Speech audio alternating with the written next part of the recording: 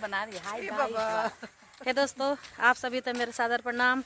दोस्तों सब लोग बढ़िया वाला मस्त वाला, हम भी बिल्कुल मस्त हैं। ठंडी में जाना चाहिए आज सुमन नगर में भागवत 15 तारीख से, और हम लोग जा रहे हैं भागवत में। थोड़ा सा यहाँ से फूल वगैरह ले जाते हैं। अगर लोग हमें फूल तोड़ना भी बोलते हैं ना, मना है, लेकिन हम भगवान के दरबार में ले जा रहे हैं। जिनके लगा रखे हैं आजकल हमारे यहाँ पे नहीं है भाई। तो पहुँचने वाले हैं हम वहीं पे, 10 कदम रह गए बस। दोस्तों फाइनली हम पहुँचने वाले हैं यहाँ पे। तो उन्होंने कहा ऐसे इसलिए कर देंगे। हाँ, यहाँ पे पहुँचने वाले हैं। भक्ति के दोनों पुत्र ज्ञान की कथा ये वेद से ही निकली।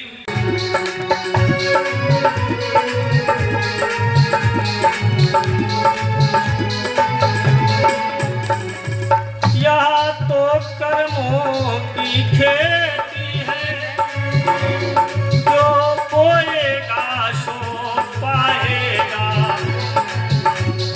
कर्मों से मुक्ति दिलाने में बेटा क्या हाथ लगाएगा।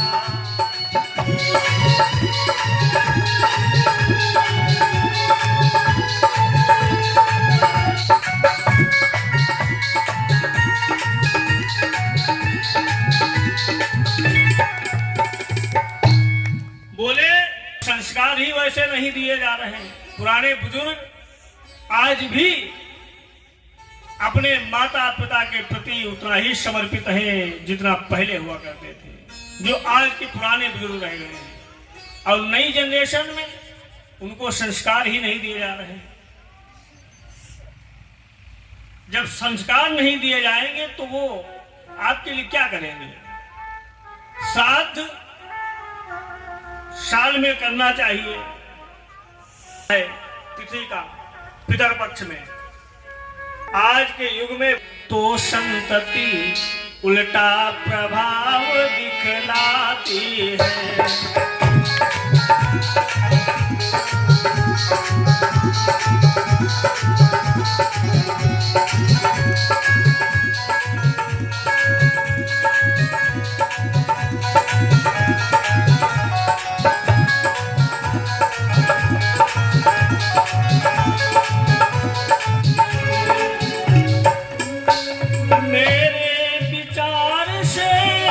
संतति उल्टा प्रभाव दिखलाती है। उसकी माँ नरक की ओर ले जाती है।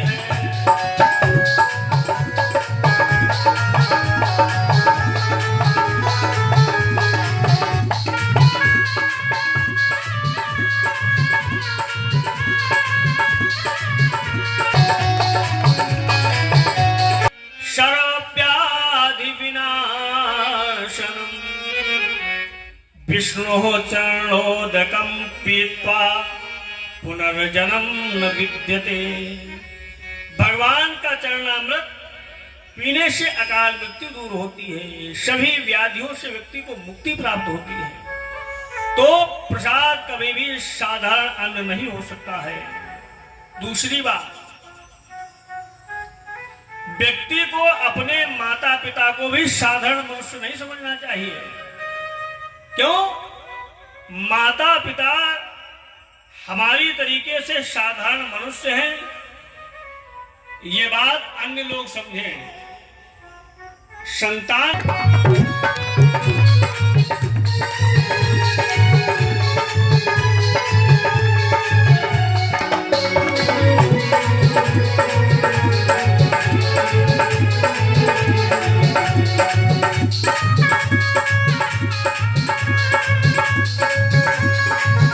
प्रसन्न हो गए और कहा, बेटा तुमने अपने पिता के लिए अपने जीवन के सुखों का परित्याग कर दिया है। मैं तुम्हें यह आशीर्वाद देता हूं कि दुनिया का कोई भी प्राणी यह आशीर्वाद नहीं दे सकता है, लेकिन मैं तुम्हें आशीर्वाद देता हूं कि तुम्हें इच्छा मृत्यु का वरदान है। तुम जब चाहोगे तभी तुम्हारी मृत्यु होगी, तब तक दुनिया में कोई भी तुम्हें नहीं मार सकता है। कहने का अभिप्राय यह है कि जो माता पिता से हमको प्राप्त हो सकता है वो कोई देवी देवता भी नहीं दे सकता है। माता पिता में वो ताकत है कि व्यक्ति को इच्छा मृत्यु का भी वरदान दे सकते हैं, जो देवताओं के लिए भी असंभव की बात है। इसलिए व्यक्ति को कभी भी माता पिता को भी साधारण नहीं समझना चाहिए, भगवान ही मानना चाहिए, तभी हम पूजा कर पाएंगे। और फिर मंदिर में लगी हुई जो मूर्ति हैं, प्रतिमाएं हैं, उनको भी साधारण नहीं समझना चाहिए, पत्थर नहीं समझना चाहिए। अगर हमने उनको पत्थर समझ लिया, मूर्ति समझ लिया, तो हम पूजा नहीं कर पाएंगे। क्यों? निकल रहे हैं, मूर्तियां बिक रही, देखते हुए चले जाएंगे। क्यों? कि खद्दर भंडार में अनेक ध्वज विद्यमान, पर वहां पर जाकर के सर को झुकाता है कौन। आप कपड़े की दुकान में जाइए, हजारों झंडे वहां बिक रहे हैं, हनुमान जी का है, शिव जी का है, दुर्गा जी का है, भारत माता का है, सब कुछ है, लेकिन क्या कपड़े की दुकान में कोई प्रणाम करता है? खद्दर भंडार में अनेक ध्वज विद्यमान, पर वहां पर जाकर के सर को झुकाता है कौन। उर्मिला ने लक्ष्मण को बनाया न दंड होता, तो राघव के यश की ध्वजा को फहराता कौन। अगर लक्ष्मण जी को उनकी पत्नी उर्मिला जी ने भगवान मर्यादा पुरुषोत्तम राम जी के साथ में न भेजा होता, तो आज लक्ष्मण जी की कीर्ति इतनी नहीं फैली होगी।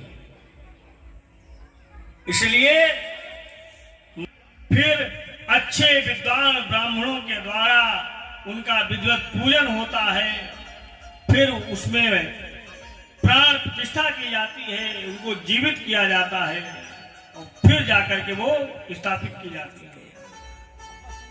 और जब वो स्थापित हो जाती हैं तो वो प्रारंभ हो जाती हैं। हम आप कहीं से बाइक से कार से निकल रहे हो, मंदिर बना हो तो सताशर झुक जाता है। क्यों? क्योंकि वो जीवित प्रतिमाएं उसमें रखी हुई हैं। भगवान का जीवित विग्रह बन जाता है, फिर वो प्रतिमा और मूर्तियां नहीं रह जाती, पत्थर नहीं रह जाता। इसलिए व्यक्ति को कभी भी प्रसाद को, माता पिता को और भगवान को की प्रतिमाओं को साधारण नहीं समझना चाहिए। अब आज धुंधली ने क्या किया? सन्यासी महात्मा के प्रसाद का परित्याग कर दिया, साधारण उसको समझ लिया और कहा ठीक है रख दो। रख करके वो तो चले गए, वो सोचा खा लीजिए। और उसने देखा, उसने कहा फल खाने से कहीं कुछ होता है, जब देखो तब लेकर के चले आते हैं। फिर विचार किया, मान लो तपस्वी महात्मा हुए, फल खाने से गर्भ ठहर गया तो मुझे पुत्र संतान की प्राप्ति होगी। लेकिन उसने कहा संतान की प्राप्ति तो हो जाएगी, लेकिन मैंने ये सुना है कि संतान की प्राप्ति में कष्ट बहुत होता है। प्रसव के समय क्या लिखा है, विचार कर कितनी दुष्ट स्वभाव की। आप लोग जरा दिमाग लगाइएगा।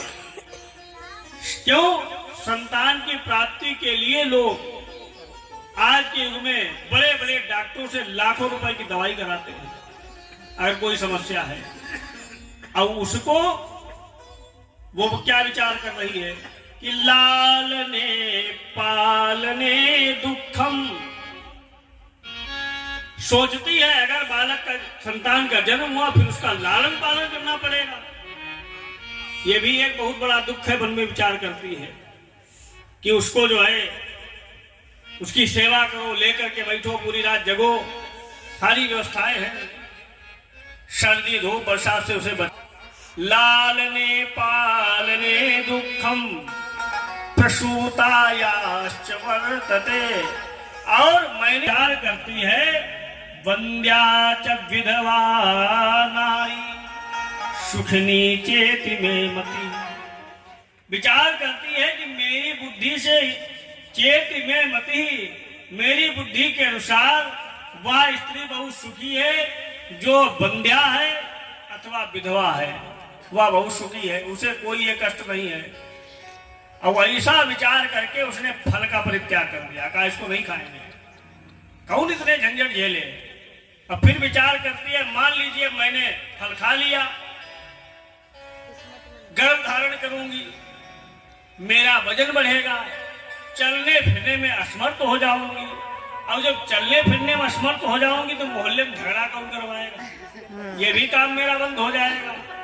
अब फिर धोखे से घर में कहीं आग लग गई तो सब तो भाग जाएंगे, हम भाग नहीं पाएंगे, जल जाएंगे, मर जाएंगे। कहा बेकार की बात है, सब झंझट की बात है। लेकिन मन में विचार करते हैं कि अगर फल खाया नहीं, संतान नहीं होगी तो फिर पतिदेव को क्या जवाब देंगे। ऐसा विचार कर ही रही थी, इतने में उसकी बहन भी आ गई।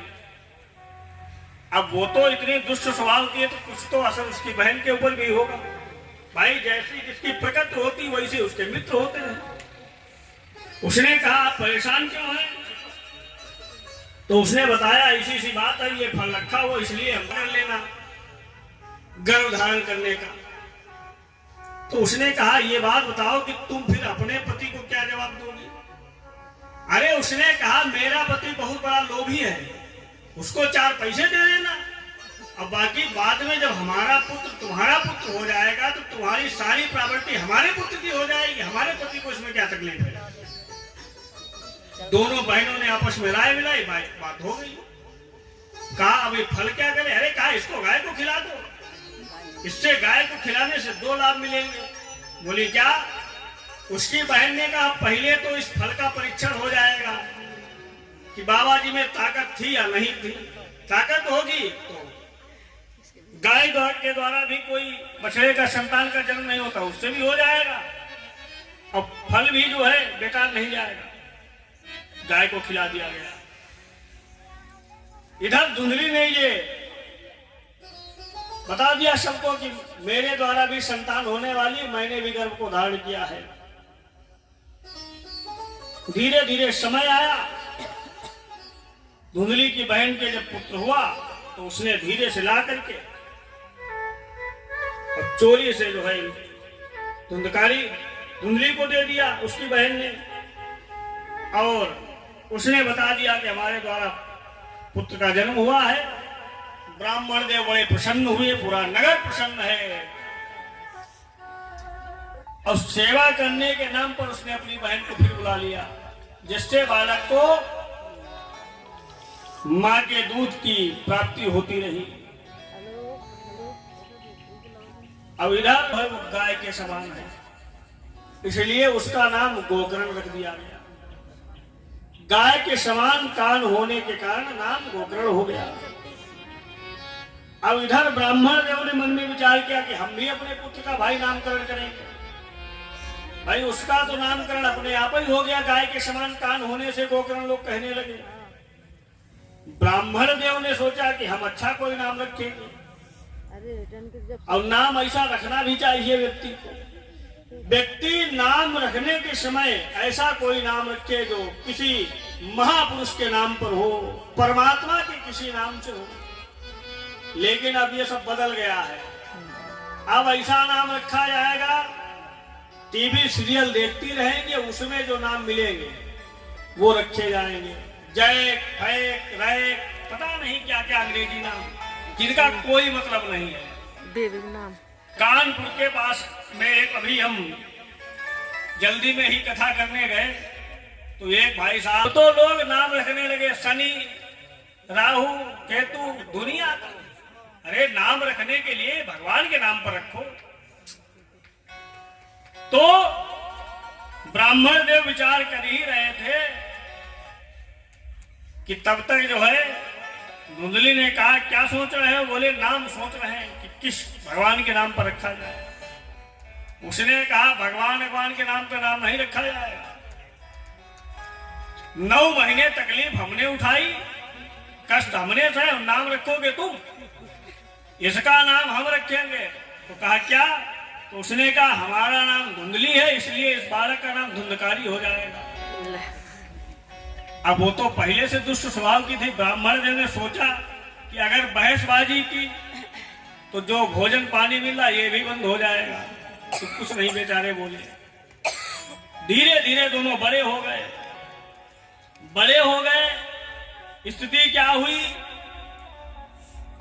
कि वो तो जो है, जो गोकर्ण जी महाराज हैं, वह तो तपस्या का फल, इसलिए वो तो केवल भगवान का भजन करते हैं, पूजन पाठ करते हैं। लेकिन धुंधकारी, उसकी जब प्रकृति ही दुष्ट थी, तो उसकी ऐसी स्थिति हो गई कि वह छोटे पर ही बहुत बड़े बड़े उत्पात करने लगा। खेल खेल में बच्चों की जीभ काट लेता है, कहीं किसी के बच्चे को कुएं में ढकेल देता है, कहीं किसी के बच्चे को कमरे में बंद करके कोठरी में बंद कर देता है, कहीं घास फूस इकट्ठा करके और उसमें बंद करके माचिस लगा देता है। उसका केवल यही खेल ये कर रहा है।